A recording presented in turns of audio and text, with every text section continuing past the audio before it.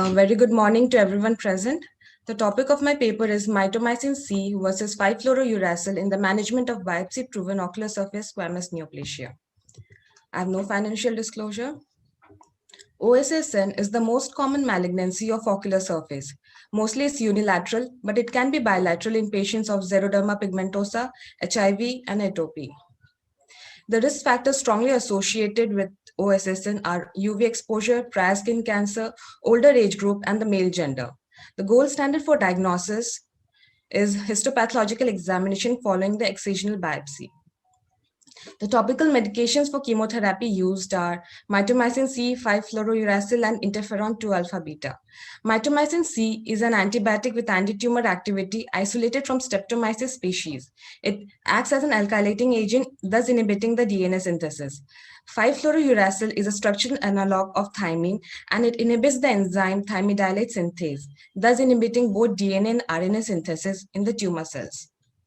The objective of my study is to evaluate the efficacy of mitomycin C and 5-fluorouracil in the treatment of OSSN post-surgical among the patients who have been histopathologically proven.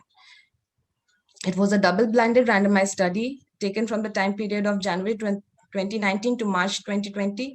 The patient received a complete information regarding the study protocol and prior written consent was taken. The inclusion criteria was histopathologically proven of OSSN, and the exclusion criteria was any previous treatment of OSSN post-biopsy. Each patient underwent full ophthalmological examination. The clinical and demographic data were collected, which included age, gender, eye involved, number of clock hours of limbal involvement, and tumor large basal diameter. Surgical removal of the conjunctival lesion was done by Shields no-touch technique. Tumor-free margin of 4 mm at least was excised, which was followed by double freeze-thaw cryotherapy of the conjunctival area. The excised biopsy was sent for histopathological examination, and then the patient was started on chemotherapy, starting within 1 week of excisional biopsy. Each patient was divided into two groups. The group A received mitomycin C 0.04%, 1 drop QDS for 1 week, followed by 1 week of drug holiday. And the group B received 5-fluorouracil 1%, 1 drop QDS for 1 week, followed by drug holiday of 3 weeks. Both the groups were given the drugs for 2 cycles. The patients in both the groups were followed up to 18 months in regular interval of 2 months. Any ocular toxicity or macro recurrences were evaluated and analyzed. The total number of patients in my study were 42 in number. The age and gender distribution is given as follows. The occupation was also collected, including the outdoor activities in hours per day. And the distribution of study arm among the patients during the study is in the following chart. Initially, in both the groups, 21 patients were assigned, but during the course of the study, 9 patients from group B had a drug changeover to group A due to intolerance to the side effects. 5 from group B and 3 from group A were lost during the follow-up. The distribution of clinical types in my patients were broadly nodular, leukoplakic, and nodulo-ulcerative. The histopathological grading of the patients of OSSN is as shown in the chart. The surface toxicity profile distribution of the patients in my study is given as follows. The symptoms by the patients in both the groups were pain, photophobia, epiphora, and itching. The signs examined under the slit lamp examination had corneal punctate keratopathy, hyperemia, and corneal neovascularization. In our study, the efficacy of topical chemotherapy in the form of mitomycin C and 5-fluorouracil were compared in the patients of histologically proven OSSN. The side effects in both the groups are similar, the most common being pain after instilling the eye drop. In a study, the patients receiving mitomycin C had signs of corneal epitheliopathy in 8 of them, hyperemia in 3, and corneal neovascularization in 1 of them, observed during the follow-up period. In a similar study conducted by Russell et al., where 58 patients were taken into study and followed up to 36 months, 21 of them received mitomycin C as primary therapy and 37 as surgical adjuvant. Long-term complications such as persisting keratoconjunctivitis, epiphora, and corneal problems occurred in 31%. In our study, the recurrence rate of the patients in follow-up period of 18 months in the patients receiving mitomycin C was 7%, and in patients receiving 5-fluorouracil was 14%. In a similar study conducted by Bahrami et al., have found only one recurrence in 153 eyes after a minimum of follow-up of 12 months. Conclusion, the effectiveness of mitomycin C 0.04% and 5-fluorouracil as a topical chemotherapy in patients of ocular surface neoplasia, which are histologically proven, are quite comparable. Although both the drugs have side effects, there's lesser recurrence and better tolerance with mitomycin C. Hence, mitomycin C is more effective. Thank you. Thank you, Dr. Shubhra, for completing your talk on time. What is the drug of choice in OSSN? So, drug of choice, so mitomycin C, so there's a mitomycin C and 5-fluorouracil, both are being What used. about interferon? Interferon 2 alpha. Yes, sir, but it's in India, it's not cost effective, so it's not used in daily practice, sir. So it is easily available and it is not very costly drug. It is just hardly 500 or so rupees or 1,000 rupees a month treatment. Why I'm asking this is, did you take the consent from the patients? Yes, we have these modalities available and we will be giving you mitomycin or 5-FU instead of interferon. Very simple question I'm asking. So it was Did you give a choice to the patients to opt for these? So it was a double-blinded study. So the patients. That's fine. That is absolutely fine. But I'm asking, did you give the patients choice? Yes, all the treatment modalities had been explained that Yes. Drug can be given post-surgery or pre-surgery as for chemo reduction or after post-surgery. So explaining all the treatment modalities, then we have said that, okay, we are like going forward with this. And they rejected interferon because of the cost factor.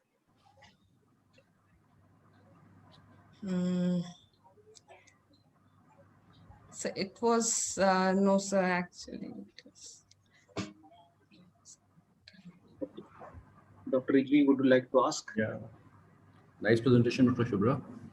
Just I have one query. I mean, is there any indication of these drugs post-operatively? I mean, what is the definite indication of starting these drugs after the surgery? If you have done a excision biopsy by a no-touch technique, So, then what are the indications? I mean, so the first is that due to higher recurrence of OSSL, sir, the recurrence rate is high, sir. So that's why post-operative it is being used.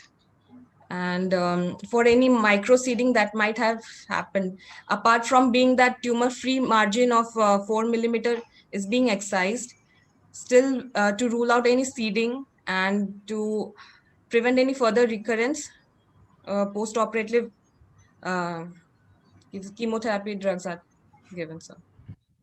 see, the normal indications are on the basis of histopathology. If the margins are tumor-free, after you take a 4 mm of conjunctival margins and margins are tumor-free, you don't require these drugs. As well as if there's a recurrence, then we start these medicines, or if the tumor margins are positive. If the tumor margins are negative, I don't think there's an indication. Okay, sir. Okay, fine. Okay. Thank you, Dr. Shukla. So, Thank you very much. Dr. Lomi? Dr. Lomi, I can see you Yes, on. I'm here. Yeah, please. Your time is now starting. Please start your presentation.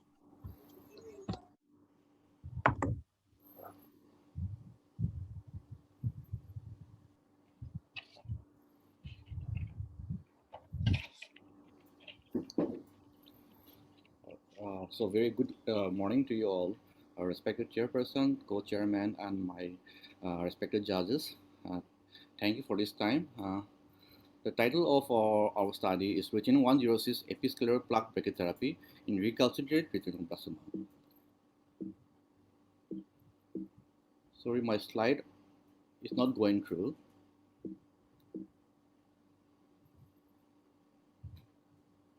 Dr. Lomi, may I request you to please be a little louder because we are not able to hear you. Yeah. So I have no financial interest to disclose. There is a paradigm shift of management of retinoblastoma from mutilating enucleation to more globe and vision salvage. A few decades back, chemotherapy has been the main treatment option available for managing retinoblastoma. However, with the increased use of chemotherapy, now frequently we see recalcitrant case to chemotherapy. So the treatment option for recalcitrant retinoblastoma is depend upon the tumor size, location, laterality, related tumor seedings, and status of the opposite eye. There are various treatment options which is available now, which is used in adjuvant with chemotherapy, like thermotherapy or cryotherapy for smaller thickness tumors, and a targeted chemotherapy like intraarterial chemotherapy, intravitreal, or periocular chemotherapy. So with the invention of brachytherapy and its popularized ocular uses for past few decades has been a great boost for managing retinoblastoma recalcitrant to chemotherapy. So the goal of the treatment is to deliver curative dose to the tumor while offering the least possible radiation to the normal ocular structures. So the aim and objective of study is to find the early outcomes of ruthenium-106 episcleral plaque brachytherapy for recalcitrant retinoblastoma. The outcome measures are eye salvage rate, the tumor control rate, and the complications. It's a prospective interventional case series conducted at Dr. Rajendra Prasad Center for Ophthalmic Science, AIMS, New Delhi, and the study period from June 2017 to September 2019. AIMS ethical clearance and then patient and legal guardian informed consent were taken. And recalcitrant retinoblastoma in our case is defined as tumor recurrence after chemoreduction or failure to regress after 6 or more cycles of systemic chemotherapy with or without focal consolidative therapy. Inclusion criteria are Group B, Group C, and D retinoblastoma, tumor recurrence or failure to regress after 6 or more cycles of systemic chemotherapy with or without focal consolidative therapy. And a unifocal active tumor with apical thickness less than 6 mm and largest basal diameter less than 60 mm. Active vitreous cysts and the subretinal cysts were excluded from study. And the ruthenium plaque from the BB company from German was used in all the cases. An appropriate guideline set by AARB and with overviewed by the institutional radiation safety officer was followed. International intraocular retinoblastoma classification were used for grouping the retinoblastoma. The dose distribution is calculated with Excel sheet manual calculation by medical physicists, and the requested information like clinical diagnosis, tumor dimension, location of tumor, measurement of tumor distance from optic nerve and fovea were given for calculating the durations. The models and shapes of the plaques were decided based on the largest basal diameter and the location of tumor. The standard surgical procedure were carried out by a single surgeon in all the cases. Coming to result, 10 eyes of 10 recalcitrant retinoblastoma were recruited in the study. All 10 patients have bilateral retinoblastoma where other contralateral eyes has been enucleated due to advanced retinoblastoma not responding to chemotherapy. So in our group, we have got 60% are group B, 30% are group C, and 10% are group D retinoblastoma. Coming to age, their mean age is 4 years, and then 5 were male and 5 female. 6 patients have right eye and 6 have in the left eye. And mean follow-up months is 22 months. And radiation dose at apex means is 3977.77, and the scleral dose in gray is 146.38. So here's a case scenario. This case with recalcitrant group C retinoblastoma, and this is post brachytherapy at 5 months. Another case with recalcitrant group C retinoblastoma, where other eye has been included because of extraocular RB, and this is the post brachytherapy after 16 months. Another child with group C recurrence is there. This is the 6 month brachytherapy. However, at 8 months, you see the tumor recurrence is there, and 11 months the tumor have increases, and then patient have to undergo enucleation in this case. In another case with group B retinoblastoma, this is at 2 month post brachytherapy showing the tumor regression pattern. And this another child with group B retinoblastoma with twice laser photocoagulation. This is post brachytherapy pictures. This group D retinoblastoma post chemo reduction. However, there was recurrence, and the tumors were with the 8 cycle of systemic chemotherapy, the tumor recurrence is seen. So this is the post brachytherapy 12 months.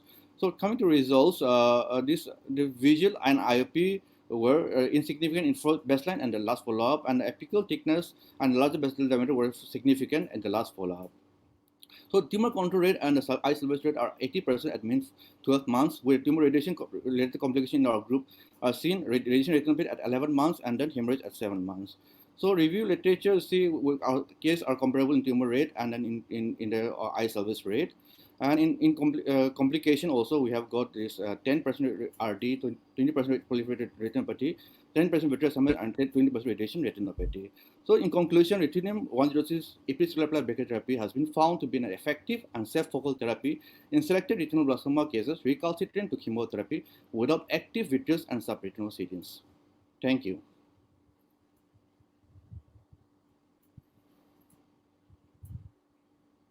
Good work. Dr. Lomi, I'm Dr. Sonali, one of the panelists. I have one couple of questions for you. Yes, Plaque brachytherapy is effective when the tumor is localized. yes. Okay, but in one of the cases which you have shown in your presentation, like the tumor was multifocal, it was all over the fundus, but still you advised plaque brachytherapy in that case. So what was the reason behind that? In one of the cases you have shown the There's one case with group B retinoblastoma which I've shown. but the tumor were multifocal, so There was multiple vitreous seedings were there, which are regressed multiple seedings were there, regressed vitreous seedings. but in the like you have told ki like all patients with active vitreous and subretinal seeds Yeah, you have excluded. they were excluded. But here in this case, it was a regressed vitreous seedings were there, post intravitreal So chemotherapy. regressed, then it should have come in your presentation. Ki regressed tumors we have included in our study group because Yeah, vitreous seedings. Those were excluded. Active vitreous seedings and then subretinal active vitreous seedings were excluded. okay. And what was the size of your plaque? Size of the plaque, ma'am, we have a 19.8. That's round plaque, and a notch plaque is 11.6 millimeter. Okay, like in few cases, like the tumor was located in the posterior pole. Yeah. So And yeah, ma'am. so if like one of the side effect is a sort of radiation. Yes, definitely. The type of radiation only. So radiation do we vector- recommend Ma'am, in that case- plaque brachytherapy in particularly posterior polar cases? ma'am, particularly in that case, we have to do the plaque brachytherapy because patient has already received chemotherapy recalcitrant to it, and also there's lesser this photocoagulation has already been done from outside. So the role of intraarterial chemotherapy here is minimal since the vessels are all sclerosed. So the only option to salvage the globe is plaque brachytherapy here. So what is the take home? Do you recommend plaque brachytherapy for posterior pole tumors also? Ma'am, if patient is recalcitrant to at all, like intraarterial chemotherapy also, then we can do it as side of globe salvage. Otherwise, here in all my case, No, suppose if we have a two option, IAC and the plaque brachytherapy. then definitely we should consider for IAC first. Okay, thank you. Yes, ma'am. What is the average follow-up in your cases? Sir, average follow-up is 1 year. Isn't it too short a period to come to any conclusion? Yes, sir. There's too short because we have started very early in 2017 only. But now, since I've already submitted the abstract now, we have done around 18 cases and the follow-up is around 36 months. So still now they are doing fine. So it is a little early to present this paper. Yeah, that was during that 2020 last year, this abstract as well. Good work otherwise. Thank you. Thank you, sir. Thank you. Thank you. Thank you, Dr. Nomi. Dr. Mule. Please. Yes, sir. Please, go ahead.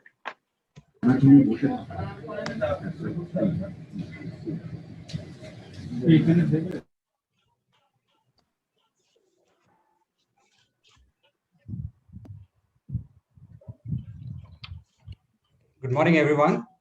I have no financial disclosures to make. Our conjunctival myxoid stromal proliferations are proliferations of the conjunctival mesenchyme that have an abundant myxoid matrix in there. These lesions are pretty uncommon and have a controversial nosology. Some authors call all these lesions as myxomas. Then there's another group of authors who came up with a subgroup called conjunctival stromal tumor.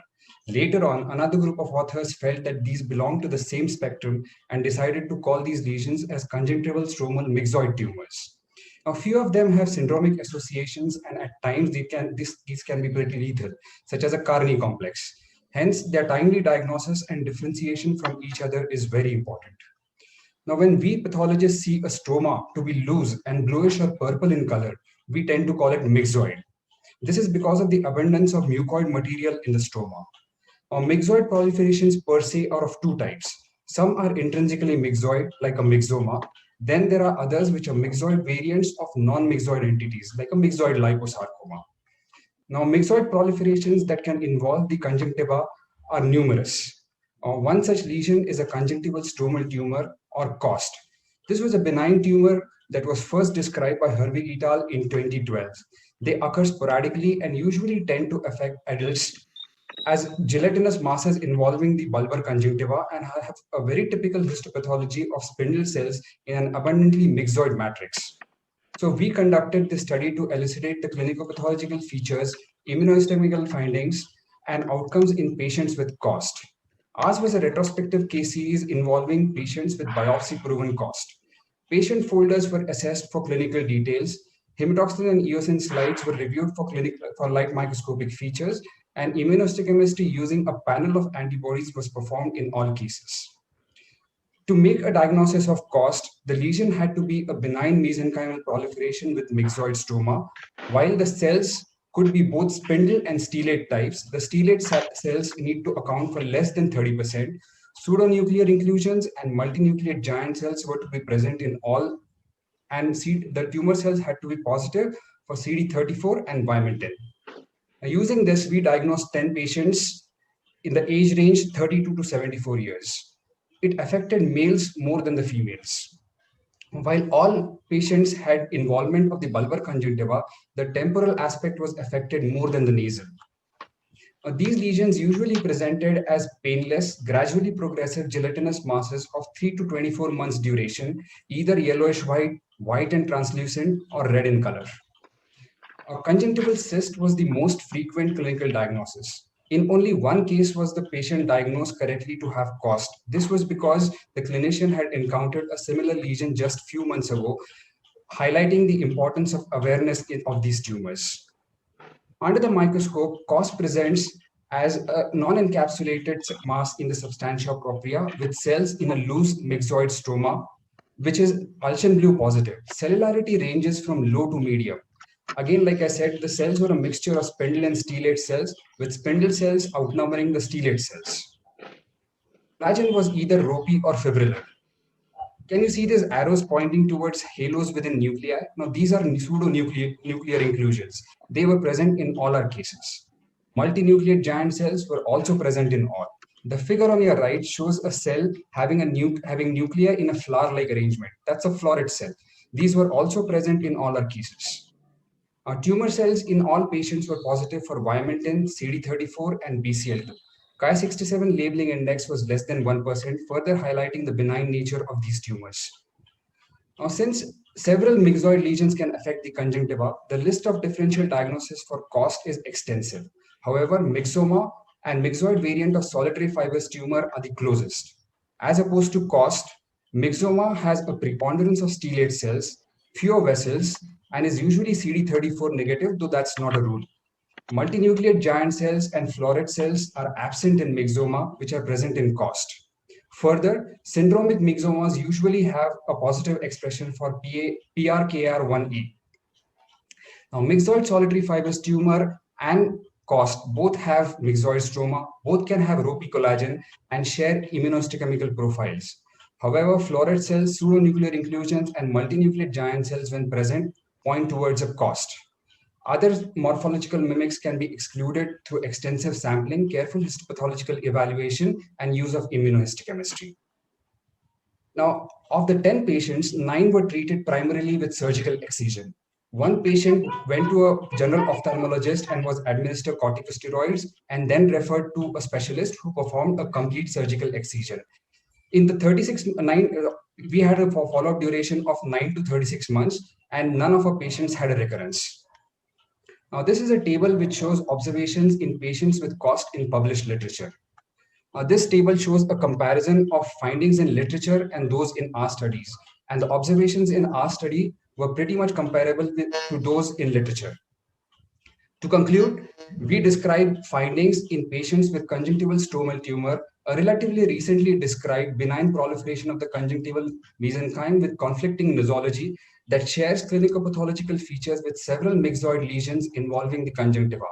Given the association of those lesions with syndromes, their timely diagnosis and differentiation from those lesions is important. Awareness of this entity coupled with careful histopathological evaluation aided by immunohistochemistry will help reach a diagnosis. Thank you.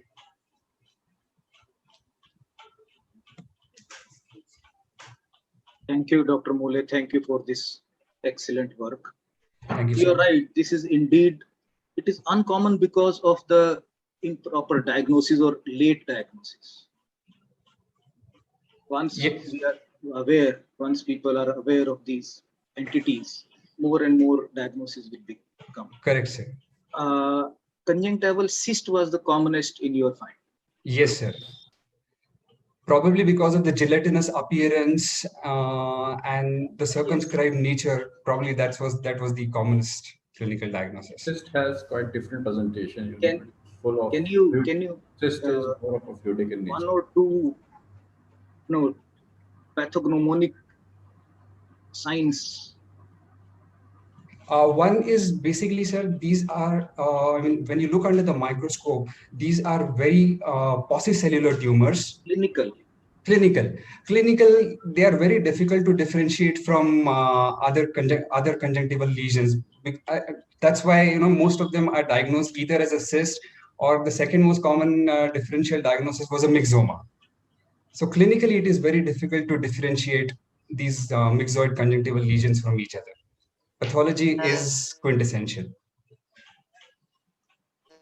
But I think ASOCT will help. Like if most of the epithelial tumors, how to differentiate from stromal and other tumors. Suppose the lesion is subepithelial and all those, ASOCT is a very helpful investigation before subjecting the patient to any excision biopsy and all those. I agree that clinically is very difficult to differentiate both the entities, stromal tumors and OSSs, particularly epithelial tumors. But ASOCT will, like, suppose if you're planning excision and any adjuvant therapy, so definitely ASOCT before any histopathological analysis definitely help in this type of cases. All right. Thank you so much, Dr. Kaustuv. That was a great session. May I request our chairperson to please invite the next speaker, please. Dr. Akshay, please. Sir, if I may interrupt 1 second. Okay, the Dr. scientific committee from team. CSS need to say something. Please go ahead. Dr. Harika Regani, she has a presentation in another hall. So if in such a circumstance, if we can allow her to come back and present later, please. Sorry, which paper you're talking? It's paper 1639. 1639. Dr. Harika Regani. Dr.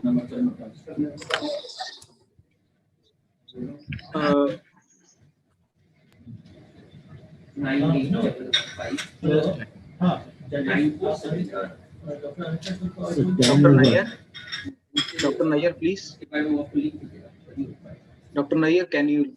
Dr. Akshay Nair, may I request you to please unmute yourself and please start the camera and start the screen sharing. We all are waiting for you.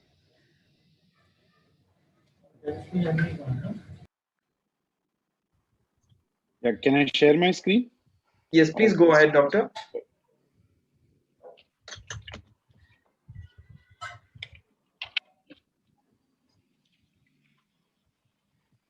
Your time has already started. Please go ahead. Okay, orbital mass presenting sign of underlying malignancy, clinical and pathological features and outcome. There are no relevant financial interests. What we know is that almost 13% of all orbital tumors are actually metastatic in nature, and up to 5% of all cancer patients during the course of that therapy develop orbital metastasis, which is typically by the hematogenous route. Large series have put the mean survival in this group of patients with orbital metastasis to be 15.6 months. But less than 15% of the cases with orbital metastasis have a previously known diagnosis, which means that the orbital lesion is the presenting feature in 15%. But what we don't know is how common is it in developing countries, what are the symptoms, what's the most common primary that is throwing up these metastases, and the outcomes. So in an attempt to describe these clinical features, outcomes amongst patients who presented with metastasis, orbital metastasis as the first sign of underlying malignancy, this paper was conceived. In this retrospective review, we saw 30 cases of orbital metastasis, of which 10 cases had no prior history of cancer, which meant that these 10 cases, the orbital lesion was the presenting symptom. The total follow-up for the entire cohort was 7.9 months. After thorough investigations in these 10 patients, the lung was the most common primary, followed by the breast, prostate, gallbladder, and colon. There was a male to female ratio of 2:3, and the mean age at presentation was 68. The most common presenting complaint was proptosis, followed by diplopia, pain, swelling, and vision reduction. The mean duration from initial orbital symptom to diagnosis of the metastasis was 2.2 months. And by the time PET-CT staging was done, the mean number of involved metastatic sites was 3. Surprisingly, 7 out of 10 patients had no systemic complaints suggestive of a primary tumor that they had. 1 patient each had lower back pain, constipation, and severe headache. 8 out of 10 patients underwent incisional biopsy to confirm the diagnosis. 1 patient, after PET-CT, the surgeon decided to take up for an exploratory laparotomy, which confirmed the gallbladder primary. 1 patient, CSF analysis and PET-CT was done, which were conclusive for breast cancer, which was then operated primarily. 10 patients underwent chemo, 4 radiation, 3 underwent surgery of the primary tumor. And in spite of this aggressive multimodal management, 8 patients died due to disease. And in this cohort of 8 patients who died due to disease, the duration between diagnosis to death was 5.8 months only. A few index cases, a 2-month-old history of proptosis, diplopia, and pain in the right eye. Imaging shows a variegated intraconal and extraconal mass. We did an incisional biopsy and it turned out to be a melanoma. Our working diagnosis was a melanoma of the orbit, but PET-CT showed disseminated cutaneous and bony mets, with the primary being in the colon. So this was a primary melanoma of the rectum or the colorectal region, which had an orbital metastasis. This was a male who presented with diplopia, pain, and proptosis for 3 months, treated elsewhere as myocystic sarcosis. You can see a superomedial necrotic mass in the orbit. An incisional biopsy showed it to be a primary adenocarcinoma of the lung. Again, the patient had metastasis spread to multiple spots. This was a patient who was referred as a lacrimal gland tumor with a 3-month history of pain, double vision, and proptosis. You can see that the mass is infiltrating the extraocular muscles as well as the lacrimal gland and the surrounding bone. The incisional biopsy showed it to be a breast carcinoma. You can see that the metastasis had reached the spine and the liver. So literature like this series from Garrity shows that the mean survival in cancer patients who were diagnosed with orbital mets was almost 31 months, which is a significant variation from what we have seen. In our case, it was only 5.8 months. Similarly, Magliozzi and colleagues had a large series in which 1/3 patients like ours had no known primary. And they found no significant difference in survival between patients who had a known primary versus who did not have a known primary at the time of diagnosis. The same finding was confirmed by the last large series on orbital mets by Shah and colleagues, where again they found no significant difference. But in our series, those 20 who had a previous known diagnosis of cancer, the survival was 12.3 months compared to the patients in whom the orbital lesion was the presenting symptom, where survival was 5.8 months with a significant difference. Age and gender were not significant factors affecting this outcome. Imaging features included diffuse infiltrating lesions seen in 7 cases. The mass was unencapsulated in 6 cases. Bony erosion was seen in 3 cases. Is there a reason for us to now change our protocol in approaching? Possible. The red flags that we need to look for are recent onset abaxial proptosis, diplopia, pain with the lack of inflammation. If there is no inflammation, perhaps we should think in terms of orbital metastasis. To summarize, systemic malignancies presenting as orbital masses are common. They typically have poor prognosis and more metastatic site involvement. PET-CT staging is ideal, and we should have a low threshold for biopsy. Red flags include recent onset diplopia, painful proptosis, and thank you so much for your time.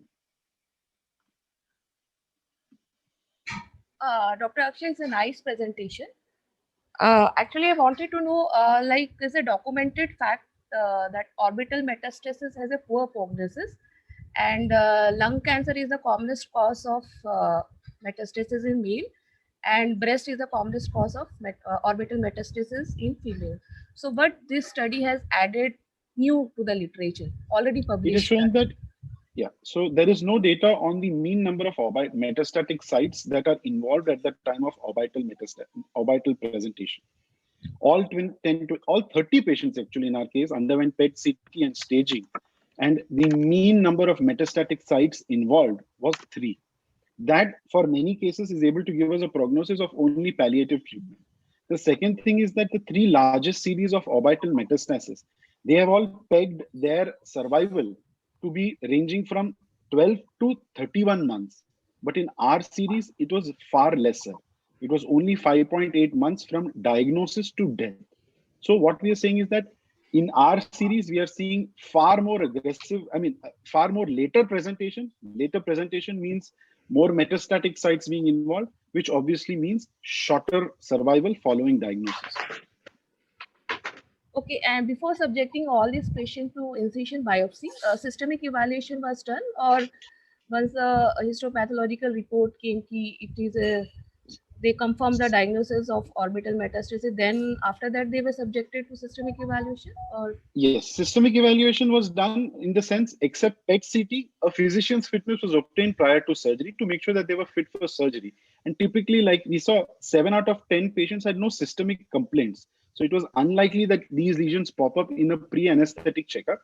But once the incisional biopsy confirmed the diagnosis, all 10 patients underwent PET CT staging along with an oncologist, and then they were referred for their management there. thank you. Based on your study, Dr. Nair, can it be recommended that all orbital lesions or suspected patients with orbital lesions need to undergo PET CT? That would probably be an overkill because we still don't know the positive diagnostic yield of PET CT in all orbital cases. So what we know is that up to 10% of all orbital masses are metastatic. So subjecting the remaining 90% to PET CT may not really be useful.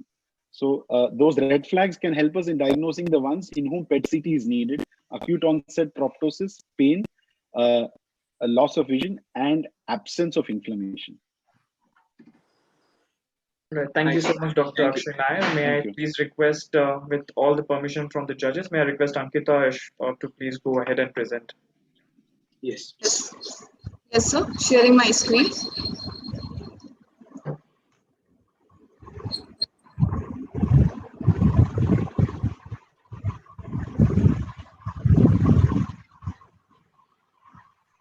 Is it visible, sir? Yes, very much visible, Dr. Ankita. Please go ahead. Yes, sir. Good morning, everyone. At the outset, I would like to thank AIOS for giving this opportunity. I'll be presenting our study on super-selective triple drug intra-arterial chemotherapy in retinoblastoma.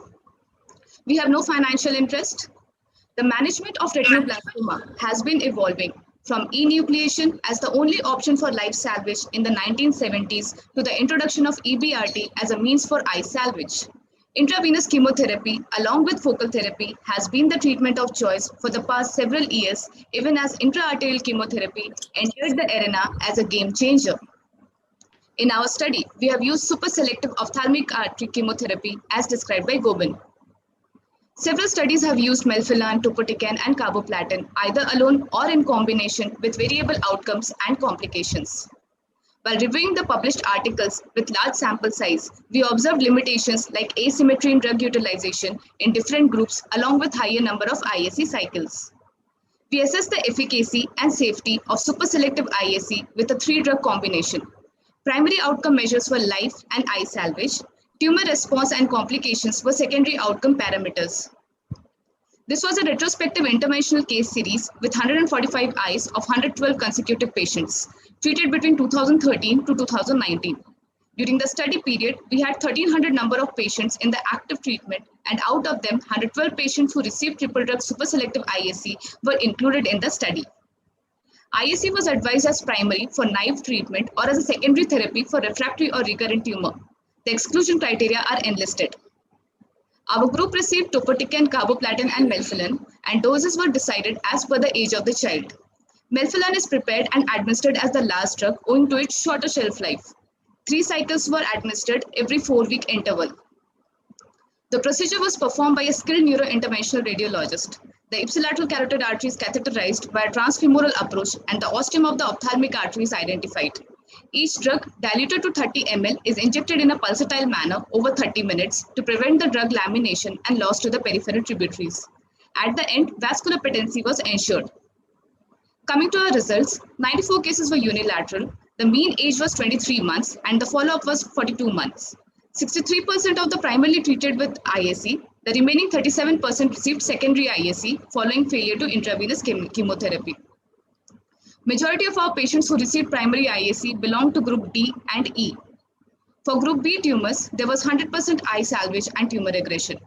Similarly, there was complete tumor regression in all the 16 patients with group C. 2 of them had recurrence of focal subretinal seeds, which were treated successfully with TTT.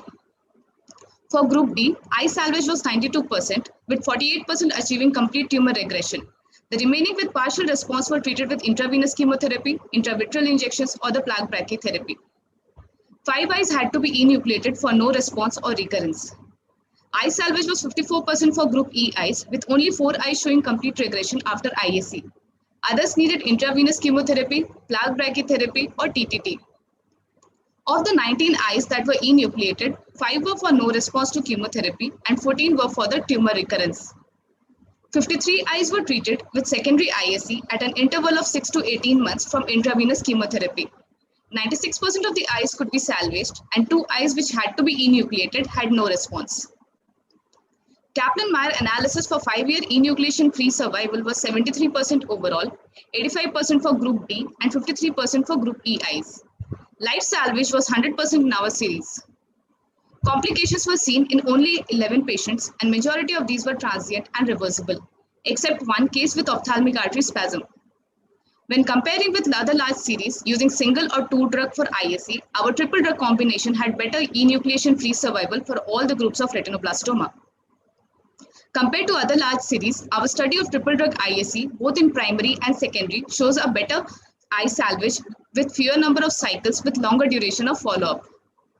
Complications were minimal with no long-term consequence as compared to melphalan alone or melphalan combined with topotecan. It is evident that even secondary IAC with triple drug regime give us superior results of globe salvage. To summarize, our study shows encouraging long-term results in large sample of patients with protocol-based triple drug superselective IAC for 3 cycles in both primary and secondary IAC with globe salvage of 92 to 100% in group B, C, and D, and promising results in group E eyes. The complications are few and reversible. Our study had certain inherent limitations of a retrospective study. ERG to assess the retinal function was not done. These were my references. Thank you so much.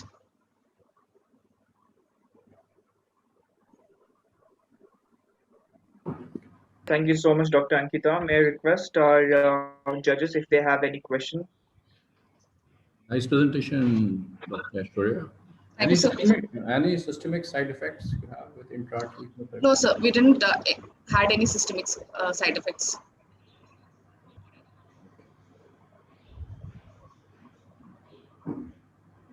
No neutropenia, nothing. Sir, those are all transient, and none of the child were, needed to admit and immediately. Most like 1 or 2 cases needed GSF. That's it. Rest of none of the child had any severe neutropenia or anything like that. So, do you recommend IAC for group D and C also? Yes, ma'am. We do recommend. It's mainly in India because of the financial issue we are unable to do. But if IAC, definitely we will have a first preference of IAC to give all these children. Did you encounter any RP changes, RP attenuation post IAC? Yes, ma'am. There were 3 cases. That is the main cause of loss of vision in these patients. That's what. Yeah, that there were 3 cases, but since we were unable to do ERG in our study, that was our limitation also. So we were not able to assess that how many children had actually decreased vision because of RP changes. Thank you so much, Dr. Ankita. With judges' permission, I would like to request our next speaker. We discussed that Dr. Harika will continue at the end, but she is available right now. So with permission from the judges, we can go with Dr. Harika Rigani now. Dr. Harika, please go ahead. Is my screen visible? Yes, very much visible, and you're audible as well. Thank you so much for this wonderful opportunity. A very good morning to all of you. So today I'll be presenting on neoadjuvant chemotherapy in retinoblastoma group B eyes with clinical high risk factors, their outcomes and risk factors for failure. I have no financial interest to disclose. Primary enucleation was the standard of care in group B retinoblastoma eyes and is still practiced in some parts of the world. The eye salvage is further compromised when associated with clinical risk factors. Advanced retinoblastoma eyes with optic nerve extension or extraocular extension are difficult to salvage. However, group B eyes with no optic nerve or extraocular extension may be attempted for eye salvage. We aim to analyze the outcomes of neoadjuvant chemotherapy in retinoblastoma group B eyes with clinical high risk factors and to evaluate the factors associated with the treatment failure. This was a retrospective observational case series, including 85 eyes of 79 consecutive patients from March 2013 to January 2019. The outcome measures were life salvage, eye salvage, and vision salvage. We included group B retinoblastoma eyes with associated clinical risk factors with no prior treatment taken and managed with primary neoadjuvant chemotherapy. We excluded those eyes without any clinical risk factors with optic nerve extension, orbital extension, or metastasis at initial presentation. Neoadjuvant chemotherapy was given either by intravenous route or intra-arterial route. Intravenous chemotherapy was given with vincristine, etoposide, and carboplatin, and superselective triple drug intra-arterial chemotherapy was given with topotecan, carboplatin, and melphalan. Appropriate focal treatment was given with transpupillary thermotherapy and cryotherapy. The following are considered as the clinical risk factors, namely sterile orbital cellulitis, ophthalmos, neovascularization of the iris, neovascular glaucoma, hyphema, vitreous hemorrhage, and anterior segment seeding. Among the 85 eyes, 52% eye salvage could be achieved, and 45%, that is 39 cases, needed enucleation. The mean sessions of overall treatment in means of intravenous chemotherapy, intraarterial chemotherapy, transpupillary thermotherapy, cryotherapy, periocular topotecan, and intravitreal topotecan are all comparable between the eye salvage and the enucleation group. Among the eyes received neoadjuvant chemotherapy, 12 eyes ended up with atrophic orthosis bulbi, and 7 eyes had histopathological risk factors for which adjuvant chemotherapy was given. The baseline demographic and clinical factors, including the age at presentation, the duration of symptoms, presenting intraocular pressure, neovascularization of the iris, neovascular glaucoma, ophthalmos, and aseptic orbital cellulitis were comparable between both the groups. The possible risk factors for secondary enucleation by multivariate logistic regression analysis were duration more than 6 months, more than 75% of the globe involvement, neovascularization of the iris, neovascular glaucoma, and aseptic orbital cellulitis. However, these were not statistically significant, and the predictive factors for treatment failure could not be found. At a mean follow-up of 26 months, none of the patients had systemic metastasis, and 52% eye salvage could be achieved, and among them, 41% had good visual potential. In 2008, Shields et al. Reported an eye salvage of 53% when group B eyes were treated with intravenous chemotherapy alone. They reported an eye salvage of 91% in group B eyes when treatment of intravenous chemotherapy was combined with low-dose external beam radiation. In 2019, Rao et al. Reported an eye salvage of 43% in group B eyes with neovascular glaucoma when intravenous chemotherapy with appropriate focal therapy was done. Our study showed an eye salvage of 52% in the group B eyes with clinical risk factors when intravenous chemotherapy is given with appropriate focal consolidation. So these are few of our cases who showed excellent response after post chemotherapy and focal therapy. Involvement of more than 75% of the globe can also regress well in few eyes as in our patients. This is a novel study describing the eye salvage in Group E retinoblastoma eyes with clinical risk factors. However, the limitations of our study were the retrospective nature and the relatively short follow-up. Chemotherapy with appropriate focal consolidation can help provide eye salvage in about 50% of children with advanced Group E retinoblastoma with clinical high-risk factors and without any risk to life.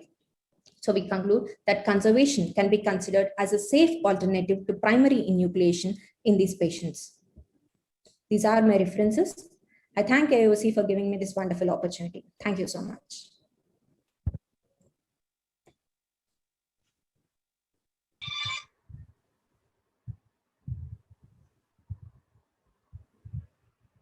Dr. Sonali, Dr. Praveen, any questions? Please go ahead. Okay, like in your study, the salvage rate is almost around 50%. Yes, ma'am. And 52%. remaining patient, they underwent enucleation. Yes, ma'am. Yes. Okay, so what was done? Like regularly, systemic evaluation was done for this patient, because all the patients they had before including them in the study, they had a high risk features. Yes. So when the patient systemic evaluation was done, because that is a very important thing. Yes, ma'am. Because and what systemic evaluation was done for these patients? Yes. And how often? Okay. So all the patients who had these clinical risk factors, as I mentioned, the sterile orbital cellulitis or neovascularization of the iris or neovascular glaucoma, all these patients we do bone marrow and CSF analysis in the same sitting at presentation itself. And if they are negative, then we usually don't repeat it unless we have any clinical suspicion of progression of the disease.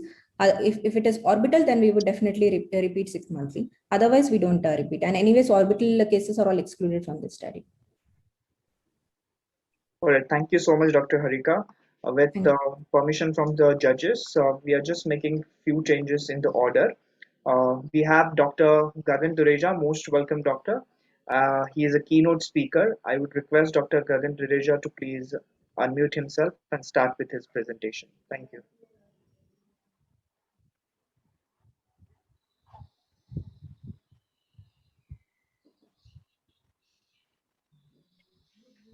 Good morning, everyone, all the chairperson, dear colleagues and friends. I am presenting my paper, which I presented in the same session last year and was the best paper of the session. So as a repeat, this is as a keynote address. So I'm going to share our work on some new therapy for retinoblastoma. So the new therapy is a use of a novel molecule called cationic antimicrobial peptides, short form CAPS. And this paper was about how we kind of are trying to see if it works as a targeted therapy for retinoblastoma. No financial disclosures to be done, and this study was done in GrowLab, which is part of Narayan Netralaya. So most important thing is we have all the treatment modalities available, and we had the presentation preceding this talking about all of them. And even if you see the last presentation in Group E, the salvage rate was best attained was 50. And all of us kind of see what we see on the right. We see advanced cases, more Ds and more Es, same with previous presentation, ABC are less.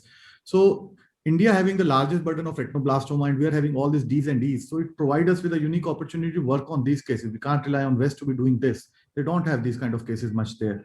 So once we are going with D and E, we want to look at new medications, new methods of delivery, probably understand the disease per se better before we do that how this metastasis and other things take place. So this was the aim of the study, that whether we can, do something about it. So we were looking to see if we can have better and selected target therapies, which can work alone or along with the current modalities. And if possible, can we also reduce chemo complications and side effects, which are there, no matter what medications we use. So the experiment was designed regarding that. And the first step was to see whether the CAPS can target retinoblastoma cell in a RB1 cell line, and what is their effect on the retinal pigment epithelium cell, which would be the normal retina. And the next thing would be what is the kind of a kill rate which we attain with them. That is a dose escalation regime and a cell survival or viability assay. And then the next step 2 was to see whether this CAPS can work with existing chemo drug. So we took topotecan as one of the drugs which is being used now and see whether it works with CAPS. And what would be the mechanism of CAPS? So we have to kind of see further that how they're functioning, how they're acting, and how the pathways are being, which pathways they are targeting by checking for proteins. And we also developed during this course of our mechanism, our own model, where we can make tumor spheroids from very one RB cell lines, which normally grows in sheet. And these tumors are mimicking, let's say, a spheroid formed by the RB tumor. And also the tumor DNA analysis, DNA damage analysis was done. So this video is an holotomogram video, which kind of shows how the cell dies when we put topotecan. It's a live recording of an apoptosis. You can see the apoptotic blood being formed, a nuclear condensation happening here, and ultimately this cell is going to shrink here and then die. So this is a real-time recording when we do it on a cell culture. So this is something which happens in our body when we give chemo drugs. So the important thing here to see is that chemo drugs are going to act on RB cell as well as the normal cells wherever, which are the dividing cells based on their mechanism. So coming to our first experiment, in this very one RB cell line, if you see this HC3 and HC5, these are the cationic and these are the CAP. And if you see here, this low bar means less viable cells of a retinoblastoma. So this really shows that in an increasing dose, it is killing the retinoblastoma cells. So yes, they have a toxic effect on the retinoblastoma cells. The same thing if we do is with the control here. So here you see that there is no toxicity, though there is a little dose toxicity, but there is no real damage to the cells. Now, whether they are selective, the way to test is that we check what will happen if we put the caps onto the RP cell line. So once we put all these caps on the RP cell line, and you can see this blue and with increasing concentration here, there is, you can see with the increasing concentration here, there is absolutely not much significant cell death.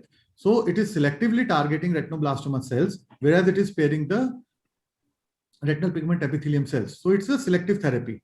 The next step is we made these tumor spheroids. And you can see that this will look like a retinoblastoma tumor to you. And then we treated them with topotecan here. These are 5 of them. And you see topotecan is like a nuclear bomb. It disrupts them and the spheroids totally disintegrate. Whereas in peptides, if you see, the spheroids are decreasing in size, but in a little controlled manner. It is a little more controlled, little more gentle. It's not like a nuclear bomb here. So both with HC3 and HC5, we notice a decrease in the size of tumor spheroid. This is a very important slide to see whether two drugs or any two kind of chemicals or whatever you want, whether they are working together for cells, whether they are synergistic, additive, or antagonistic. The common experiment, what we need to do is a checkerboard assay.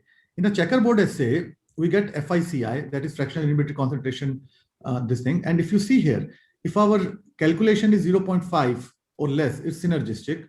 If our range is 0.5 to 1 is additive, 1 and above is antagonistic. This is the formula below, if you see. So in this checkerboard assay, when we did with CAP, we found them that the FICI is 0.5, which is synergistic. So topotecan and cationic and CAP can function together in a synergistic manner, enhancing each other's effect, does not cause and reducing the dose. So you can actually reduce the dose up to 1/4. So coming to the mechanism of why all these things happened, we saw that they are killing the cells, they're sparing. So we have to investigate further. So how do they kill? DNA damage is one of the hallmarks. So we do this experiment here. If you see this green, which is PH2AX staining, you see lots of this green. This is the DNA damage caused by topotecan. These are the normal tumor cells. There's no DNA damage. They're just growing happily. Here, if you see with HC3, you have DNA damage, right? But it's much less compared to topotecan. So it is not so, damaging.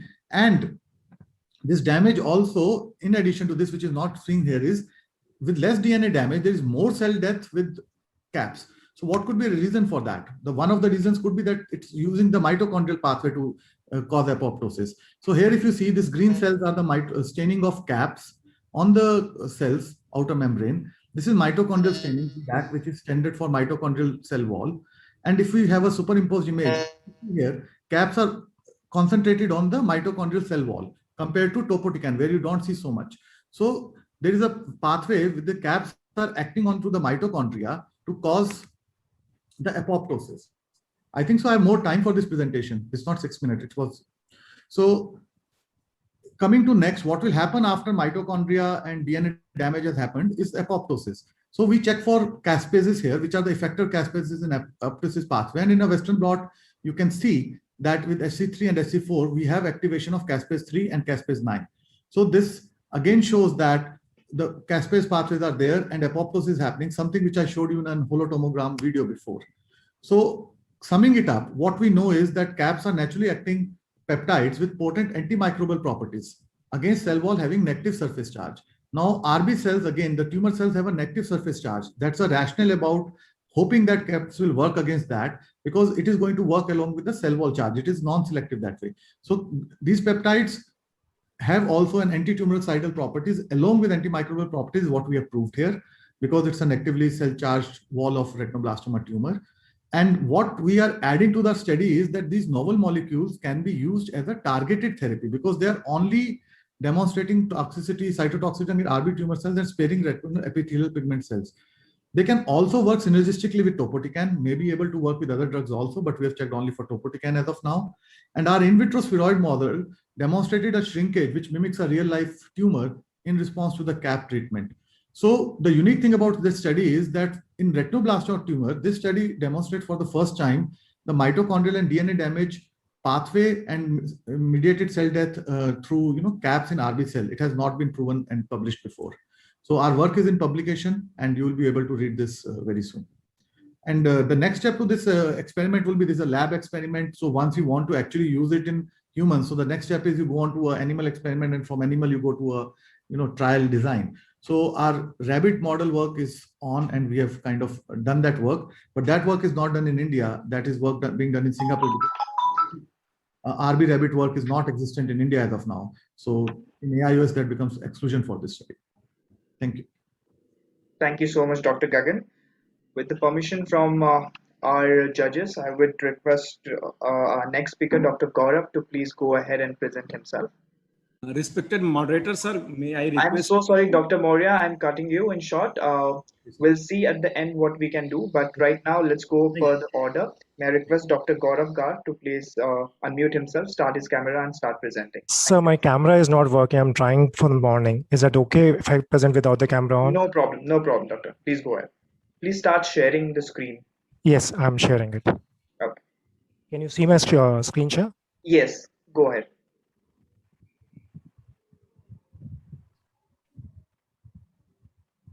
So, a very good morning to all. Here I present a paper, one of its kind, dealing with the refractory vitreous seeds in retinoblastoma.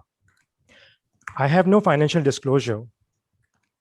It's a well-known fact that the vitreous seeds have been the most difficult to treat and are the biggest culprits behind recurrences. Their salvage rates with intravenous chemotherapy are only 30%.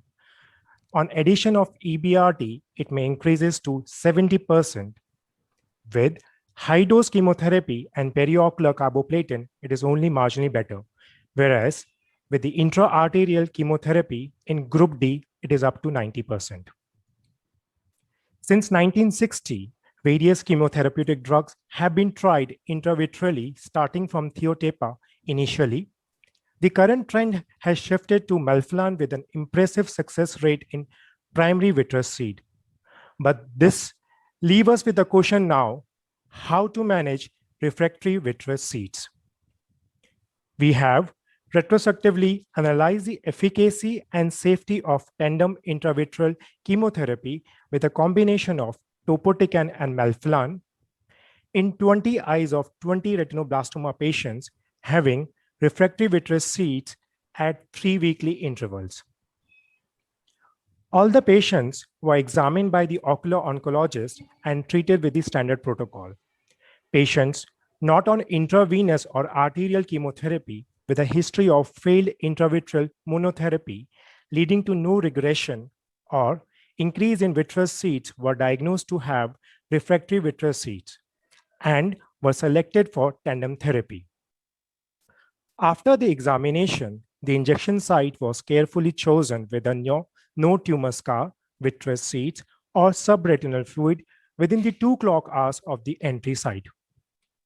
A combination of topotecan 30 micrograms and melphalan 20 microgram in 0.05 ml each was prepared and administered at 2.2 2.5 millimeter from the limbus with a 30 gauge needle bypass planar route, followed by triple freeze thaw cryotherapy and gentle jiggling of the eye. All the patients were kept on a 3-weekly follow-up up till regression. All treated children were assessed on the basis of regression of vitreous seeds, the number of eyes salvaged, and the total number of injections required for regression. The secondary outcomes included the number of recurrences post first cycle of tandem therapy and the complication associated. Now coming to the results. The mean age of all treated patients was 43 months, among which 11 were male and 11 were unilateral. 13 were diagnosed as Group D and rest were belonged to Group E. All the eyes were treated with an average of 8 cycles of systemic chemotherapy, 3 periocular chemotherapy injection, followed by 4 intravitreal topotecan injection before they were diagnosed as refractory vitreous seeds and were subjected to tandem therapy. 14 had persistent vitreous seeds and the rest had a recurrence. There were 3 eyes with a recurrence which were well managed by intravitreal topotecan alone. Among the complications noted, 4 had RPE changes, 1 had cataract, 1 had vitritis along with cataract, and 1 had D-shaped pupil due to the focal iris atrophy. None of them required enucleation and have been doing well with a mean follow-up of 28 months. Coming to discussion, on reviewing the literature, there has been only a single study by Ghasami on tandem therapy. Their sample size was smaller than ours, that was 9 eyes. Each was treated with the double concentration of melphalan than ours, but with a similar result of 100% regression rate of vitreous seeds. In comparison with other significant previous research, which has used the same concentration of melphalan, but with twice the volume, it can be very well appreciated that their complications were relatively more. With our experience spanning over 5.5 years, we have assessed that if vitreous seeds do not regress with a maximum of 6 intravitreal topotecan injections, it is best to shift to tandem therapy. And finally, I would like to conclude that tandem therapy not just reduces the dose and frequency of melphalan injection, but also proves to be impressive in regressing refractory vitreous seeds. Thank you. Thank you so much, Doctor. We have 1 minute, so if the judges have any question, please go ahead.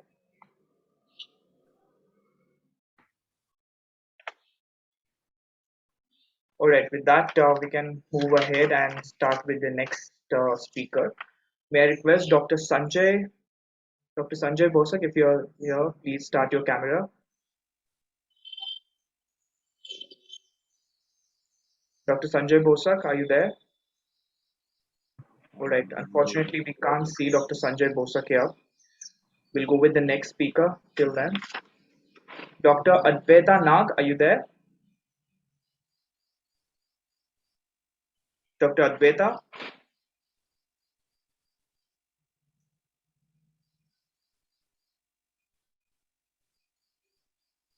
Dr. Advaita Nag?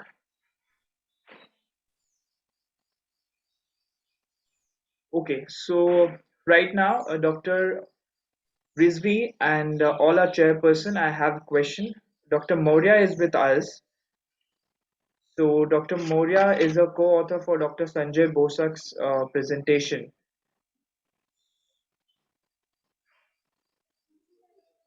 Because since the other 2 are absent, he can present his work. Yeah, so if Dr. Maurya would love to present Dr. Bosak's work, so he can go ahead. And should we mark other 2 presenters as absent? Yes, as of now, I don't see them in the list or attendees list or panelists because list we'll also. finish the session by 9:25. If they don't join us before that, then they'll be marked absent. Yes. So Dr. Maurya is with us. So if you want to present Dr. Bosak's presentation, you can go ahead. No, sir. I will present the second free paper, and that is oxidative stress, if you allow me. because I was in Karnia session, concurrent presentation was there. So you're presenting your own session. So we'll take the permission from our judges once, because that was discussed before, that if you're absent for your session, we won't be allowing the speaker to go ahead with the session. So we'll take the permission. If they are okay with it, we can go ahead. Since I think he can present his paper. Since chairman sir is not there, so Dr. Sonali can take this call whether Dr. Moria need to be allowed to present his own paper. Okay, we have time. We have 10 minutes. Yes, so yes, can we go have ahead. a time. So yes, thank Can you. go ahead with his presentation. Yes, yes, thank you. Thank you for permitting. Thank you for permission, Dr. Sonali. Dr. Moria, you can go ahead and present your work. Thank you.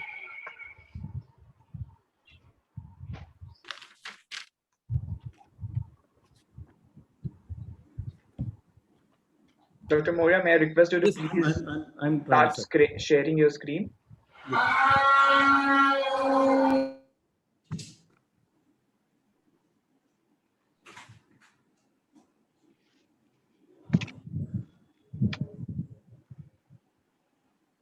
If Dr. Moria is not able to share, can we ask the next speaker to come in? Dr. Moria? Dr. Moria, please go ahead, share your screen. We all are waiting for you. Yeah, yes, sir. I'm trying their technical.